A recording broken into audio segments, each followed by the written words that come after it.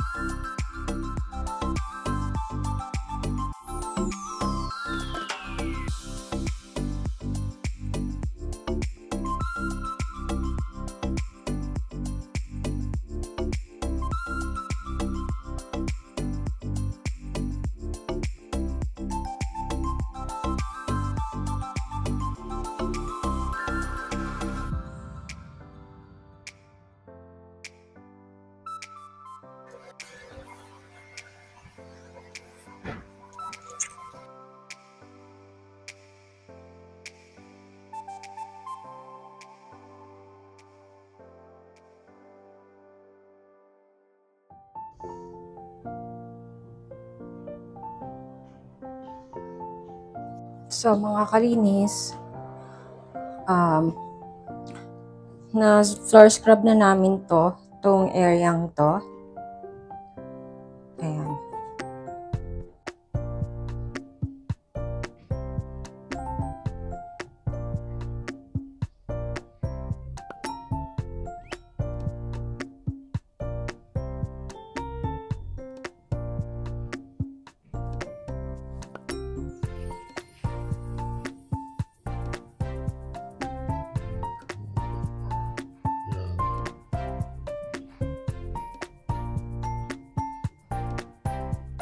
Yan, i-map ko ulit ito.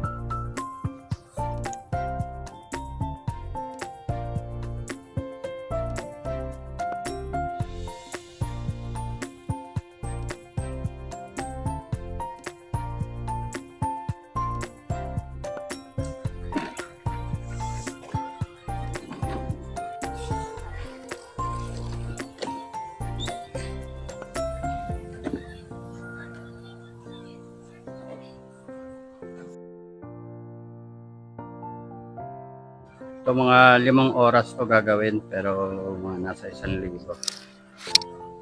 Isang araw lang, 5 oras. 5 hanggang 6 strip walks. So, mas maigi na to kaysa sa mamasukan. Tapos ang dami mong kasama sa trabaho, pakikibagayan. Pagsawa ka na sa mga mukha nila. ito yung ano, medyo magandang alternatibo. Mag-asawa pa kayo mag-asawa.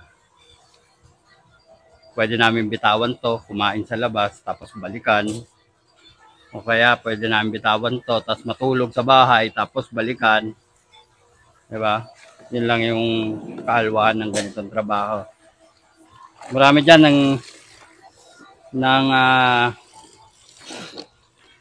mamaliit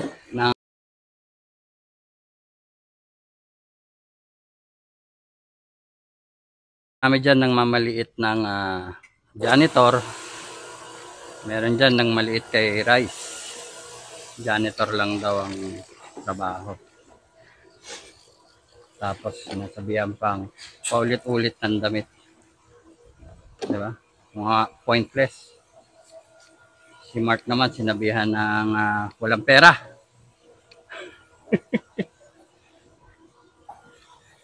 Yun sa nanlait ng janitor. Ito, trabaho ng janitor. Oh. Pero alam mo ba, ang janitor pwedeng kumita ng 30,000 isang buwan. Puntahan mo ko. Ito, sa Saskatchewan. Bubuksan ko libreto sa'yo. Pakita ko sa'yo para may resibo tayo. Diba? Sa cleaning business, pag marunong kang mag-control ng numbers, tsaka mga controllable line items mo sa profit and loss mo, pwede kang mag-gross ng 30, tapos ang overhead mo maglalaro ng 25 to 30%. So, pwede kang mag-net ng 70%. Okay? Para sa isang buwan. Okay? Times mo yung 12 yon, alam mo na kung magkano sa isang taon, di ba? Kaya nga nasa proseso kami ng pagkuha ng mga kamag-anak. Kasi amin nga yung kumpanya. Pwede kaming mag-hire. ng tao galing ng Pilipinas. So, pero kailangan legal lahat ng papeles mo. Business license mo, Chamber of Commerce, WCB, yung ano po yun Work Compensation Board. Dapat miyembro ka ron at nagre-remit ka para yung kung may madisgrasya, insurance po yun. May makukolekta ka ron. O ang empleyado mo kung madisgrasya sila. Tulad ni Marvin. Di ba, kabago-bago sa trabaho. Nadali yung daliri. Yung covered yun ng yung lost time niya, covered ng WCB yun. Ng Work Compensation Board ng Saskatchewan. So, lahat ng kumpanya rito, miyembro noon. And required sila na mag-enroll doon at mag-register sa Work Compensation Board. Tapos kada accident nire-report nila yon. Ganon. So but then may rin po yon, yearly premiums. Quarterly ang bayad ko doon. Depende sa kung ilan ang empleyado mo. Ganon po yun gumagana. Coverage po yun ng worker. Kung halimbawa madisgrasya, paano niya pakakainin yung pamilya niya kung di siya magtatrabaho. Ganun din po dito sa Canada. No work, no pay. Pero lang kung manager ka, may posisyon ka. Pero may hangganan din yun. Yung 2 weeks mo, 100% covered. Yung 3rd week mo, 50% na lang yata. 75%. And then, after pa nun, kung another 2 weeks, hanggang sa maging 50%, hanggang sa maging 25%.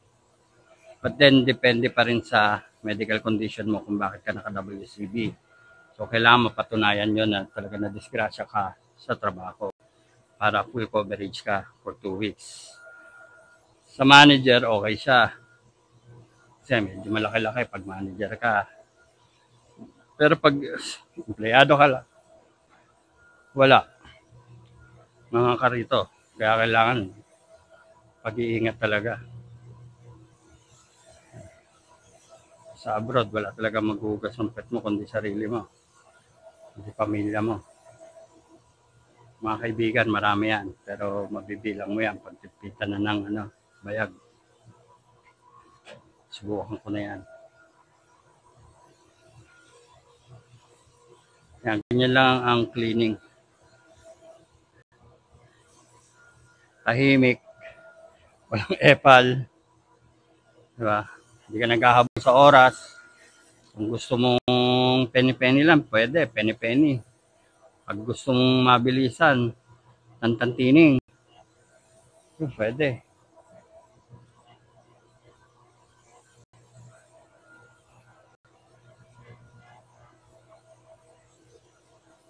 Tapos, next Monday, pwede.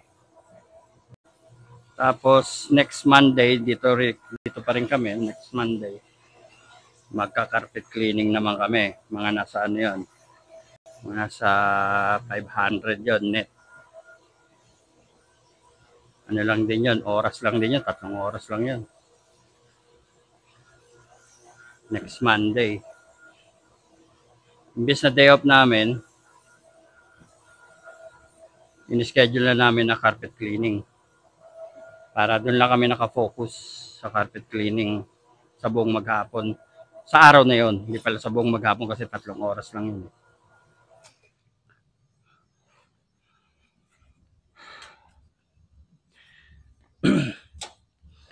So, yung ginagawa ko po ngayon is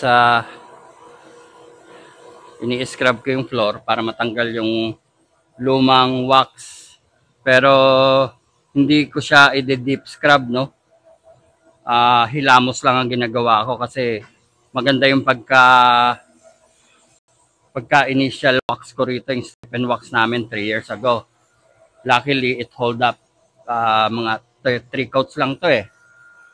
Kahit na talagang busy tong opisina na to, and nagpapasok sila ng mga equipment, yung mga pumapasok dito, mga naka-boots, sa ano sila nagtatrabaho sa labas ng building, kaya maputik yung mabato, ganyan.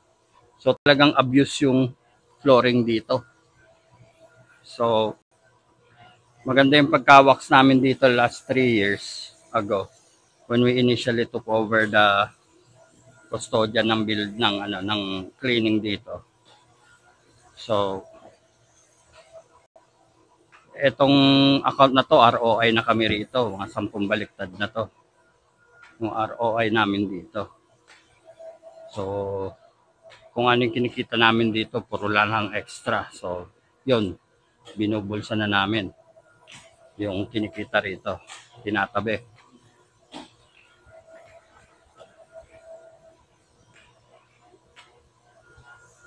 Sa ngayon, nakapag-build na kami ng cash flow. Mga nasa 5 figures yung cash flow namin. Yun ang ginagamit namin sa operating expenses namin, yung cash flow. Pati pasahod monthly. Ang pasahod namin is on schedule. Ibig sabihin, hindi na mag-aantay ng 1 month pa yung employee. Mahal, you use the other one. Mas madulas to. Mas madali. Pang corners lang yan.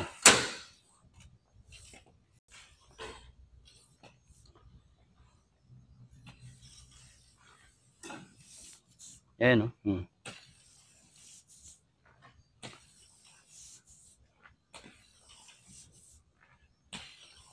Natin ngayon is ini-squeegee natin yung maruming wax na na-scrub, saka yung mga natanggal na dumi sa sa top layer ng floor. Tapos sinisigundahan ng map. Tapos isang final map to, maglilay na kami ng wax. Ganun lang.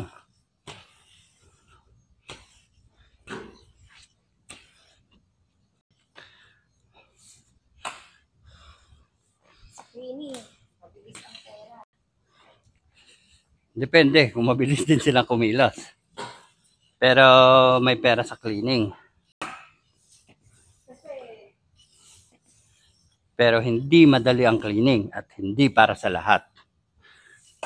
Nagkataon lang kami na kami ay mahilig maglinis, and choice talaga namin yung magkasama kami sa trabaho. Kasi dati kami magkasama sa trabaho. Boss niya ako dati. Nagpapirma. Sir, papirma! Ayun. And the rest was history. Napirma. Pinirmahan. Sa cleaning kasi, alam mo nang kikitain mo kung magkano. Oo, mapaproject mo kung magkano kikitain mo sa succeeding months. Hindi katulad kung halimbawa retail store or grocery or Filipino store ang itatayo mo. Depende sa kung ilang customer ang papasok sa'yo on a particular day. May matumal, may may malakas na months. Pero sa cleaning, kung may regular accounts ka, meron kang mga hawak na offices, regular yon. Babantayan mo lang yon, no? Lagi malinis, na wala kang magiging problema sa bawat customer mo. So may maintain mo yung good relationship nyo by keeping yung nasa contract nyo, na-fulfill mo. Kasi pwede kang palitan nila, pwede kang i-cancel nila kapag hindi mo nagagawa yung talagang mo, nasa kontrata niya. So, ganun lang.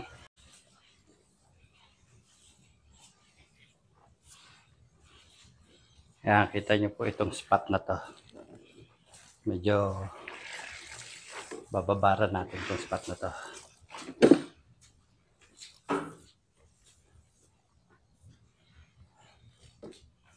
Yan.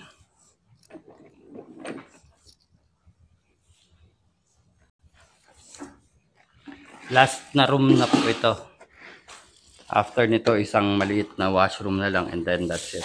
Tapos na tayo papatuyuin na natin and then magwa-wax na tayo. Pa-final map natin to.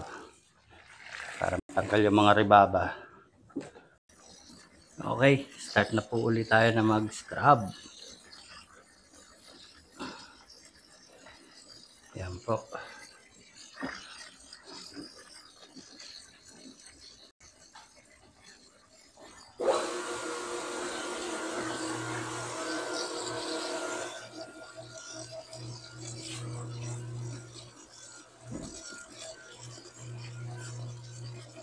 Dito po sa ganitong trabaho,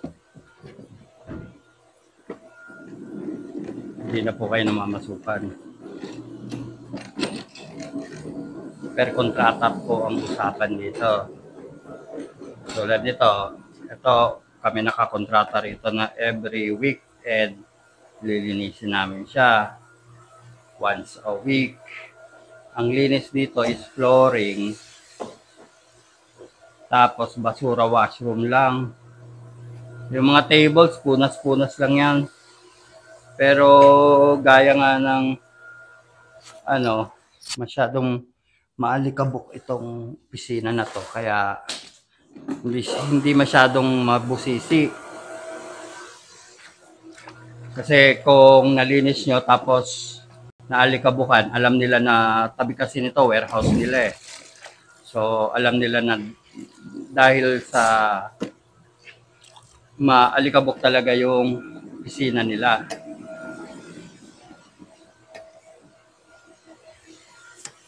Kasi nga katabi ng warehouse.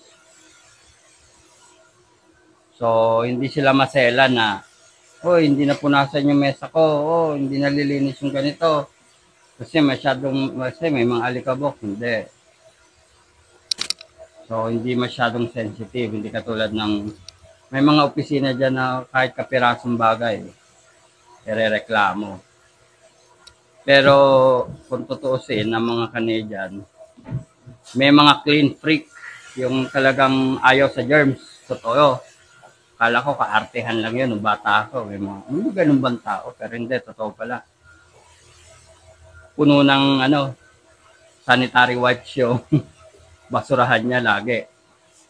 Doon naman yan sa isang account namin. Pero karamihan sa kanila, dugyot din. Makalat. Mga pinagkainan. So, suksok lang saan sa gilid ng area ng office nila. Ganon.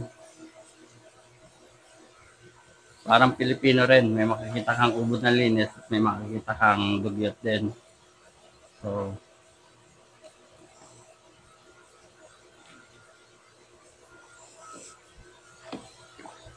meron naman, may mga sensitibong na ultimo konting tape sa lamesa. Halimbawa, kung kakulay ng tape yung lamesa, hindi mo mapapansin. Pero kalimitan, maswerte rin kami sa mga customer namin. Hindi sila mate-arts. Okay sila.